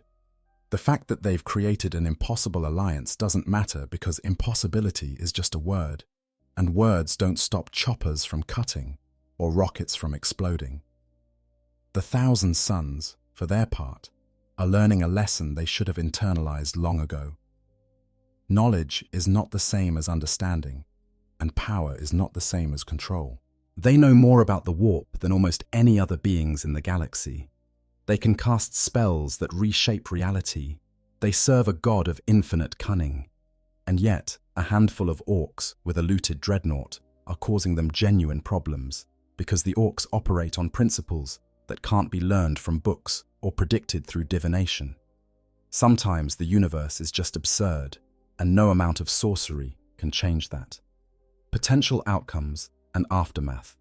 As our bizarre alliance continues its march toward Tizca, let's consider the various ways this scenario might resolve and what each outcome would mean for the factions involved. The battle ahead promises to be spectacular, and while we can't predict exactly how it will unfold, we can examine the logical possibilities and their implications. The most straightforward outcome is simple: the Thousand Sons' overwhelming force against the Orks. Despite their impressive coordination under the Dreadnought's guidance, the Greenskins are ultimately outnumbered and outgunned on a world where reality itself bends to their enemies' will. Rubric Marines, while soulless automatons, are still Space Marines in terms of combat capability. The sorcerers commanding them can call down warp storms, summon demons, and unleash psychic attacks that bypass conventional defenses. Eventually, the Orks will be ground down through attrition. In this scenario, the fate of the Dreadnought becomes the interesting question. Do the Thousand Sons destroy him outright, finally ending the ancient warrior's service? Or do they recapture him, intrigued by the Ork modifications and curious about what they can learn from studying the hybrid technology? If they choose the latter, the Space Wolf might find himself back in captivity, but now with the added humiliation of having fought alongside Orks. His prison would be worse than before, as the Thousand Sons would never let him forget his shame. But there's another possibility. The Orks might actually win, not through superior tactics or firepower, but through sheer stubborn persistence and the unpredictable nature of the WAG field. Remember that Ork technology works better the more Orks believe in it. If enough Orks survive long enough to really commit to the fight, if they start believing that they can take on the sorcerers and win, then their collective psychic field might make that belief a reality. Their weapons would hit more consistently. Their armor would shrug off hits that should destroy them. The Dreadnought's jury-rigged systems would perform beyond all reasonable expectations.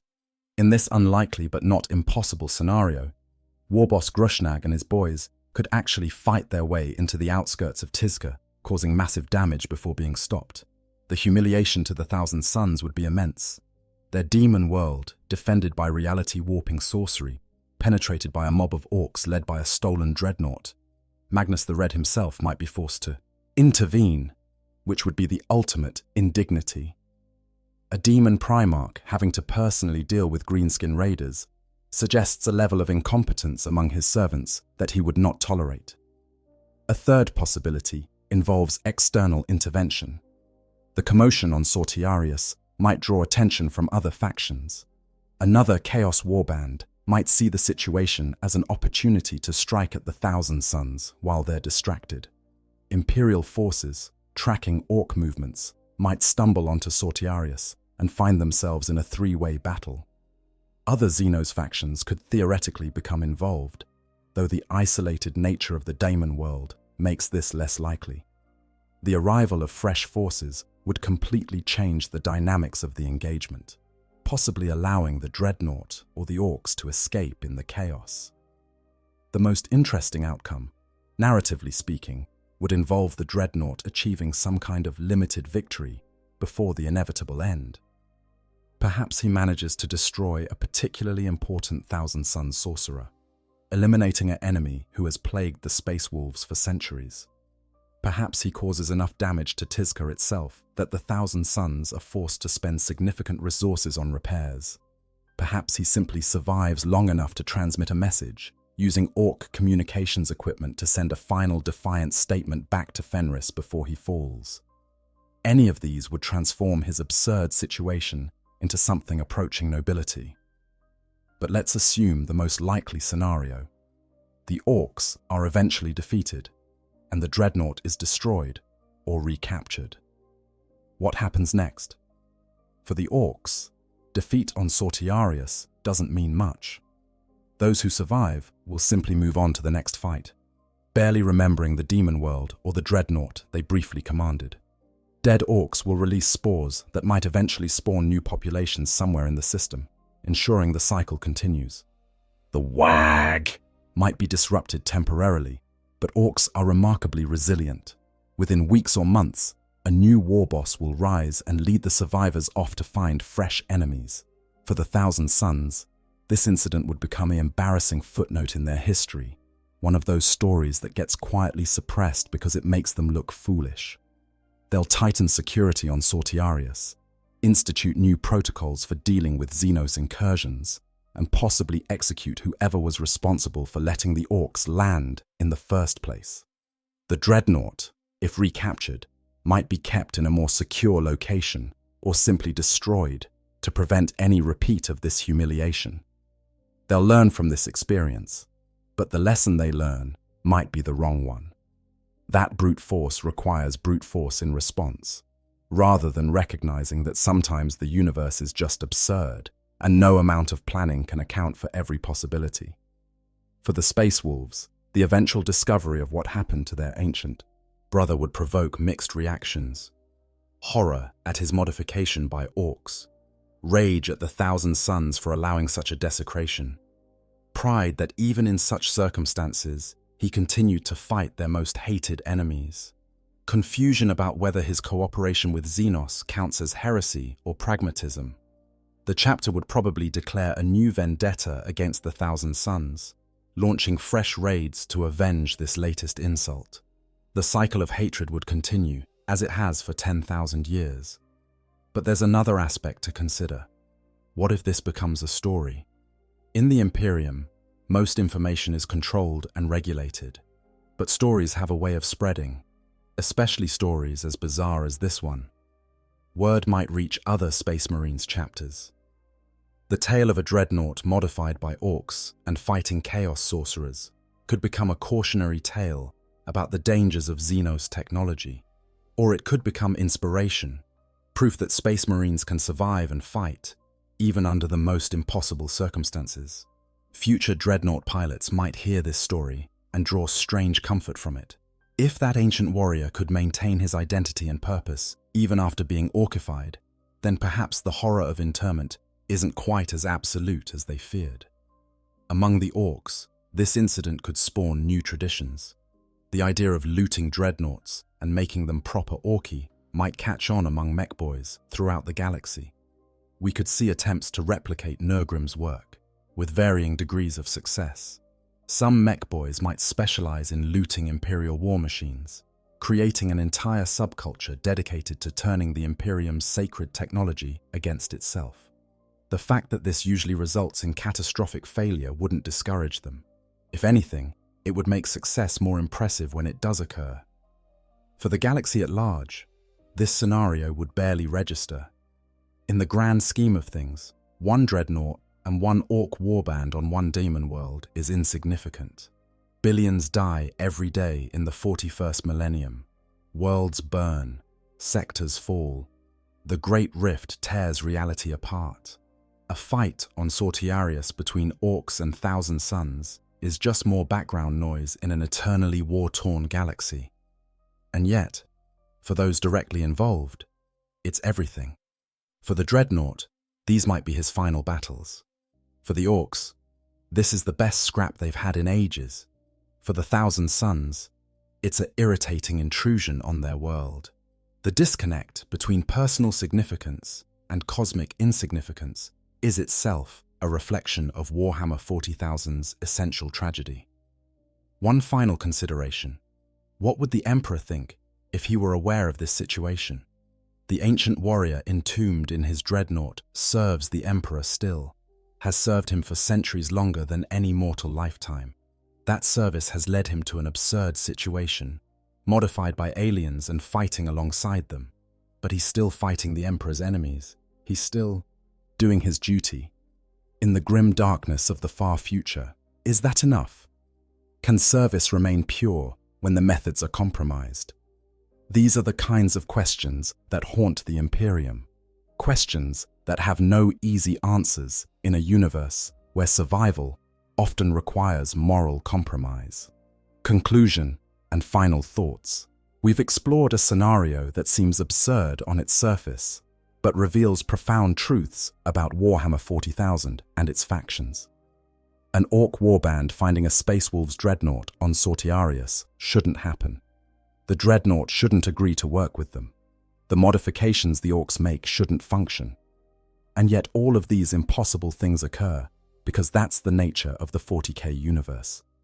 It's a place where tragedy and comedy exist in equal measure, where the cosmic and the personal collide in unexpected ways. This scenario works precisely because it brings together three fundamentally different approaches to existence. The Orks, who live entirely in the moment, seeking only the next fight and the next opportunity to loot. The Space Wolf, trapped in a prison of duty and service that extends far beyond any reasonable measure. The Thousand Suns, bound by knowledge and pride, unable to accept that sometimes the universe simply doesn't make sense. When these philosophies collide, the result is chaos. But it's the kind of chaos that makes the 40K setting so compelling. We've seen how Ork technology's reality-warping properties can affect even Imperial equipment, how desperation can force unlikely alliances, and how ancient feuds continue across millennia regardless of circumstance. We've explored the tragedy of Dreadnought existence and the question of when service crosses the line into suffering. We've watched the Thousand Suns grapple with a problem their sorcery can't easily solve, and through it all, we've seen that in Warhammer 40,000, there is only war, but that war takes forms that range from the sublime to the ridiculous. The beauty of this scenario is that it could happen. Somewhere in the vast galaxy, in some corner of the endless conflicts that define the 41st Millennium, a Dreadnought and some Orks might forge a temporary alliance against mutual enemies. The specific details might differ, but the essential elements, the clash of cultures, the absurdity made manifest, the violence as dark comedy, all of these are genuine features of the setting. This isn't a departure from Warhammer 40,000, but an expression of it. So, what happens when Orks find a Space Wolves Dreadnought on a Thousand Suns world? They loot it, obviously. They make it Orky, and then they use it to cause the maximum amount of chaos possible before the situation inevitably explodes. It's absurd, it's tragic, it's funny, and it's horrifying. In other words, it's perfectly fitting for the grim darkness of the far future. If you've enjoyed this deep dive into one of the most unlikely scenarios in Warhammer 40,000, make sure to like this video and subscribe to the channel for more lore content. Drop a comment below with your thoughts.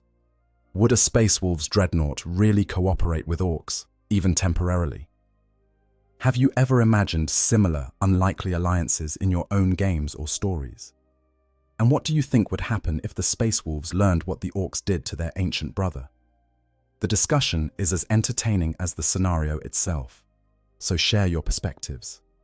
Until next time, stay vigilant, stay focused, and remember, in the grim darkness of the far future, anything can happen, and usually does.